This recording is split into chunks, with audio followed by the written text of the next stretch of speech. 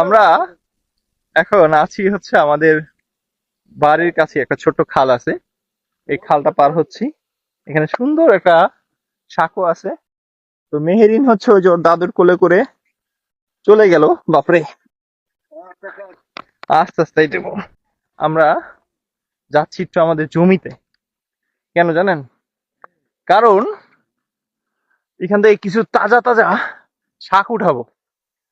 ঢাকায় তো সবসময় মাছ মাংস এইটা ওইটা খাওয়াই হয়। গ্রামে আসার পরে কালকে আমার বলছিলাম যে একটু শাক পাতা লতা সাতা খাওয়ার জন্য। তা আব্বা সকালবেলা চিংড়ি নিয়ে আসছে ধইরা কাল থেকে। আর এখন আমরা হচ্ছে কাটতেছি এই যে কুমড়া শাক, আমাদের গাছের কুমড়া শাক। কি করো মা? কুমড়া শাক? মেরিন, তোমার জন্য? তুমি কুমড়া শাক খাবা? কেন? এই কুমড়া শাক দিয়ে কি দিয়ে রান্না করবা? চিংড়ি মাছ দিয়া? হ্যাঁ, চলো আমরা আমরা কোন দিকে? মরিচ খেত? আমরা এখন একটু যাবো আমাদের মরিচ খেতে, মরিচ দেখে আসি।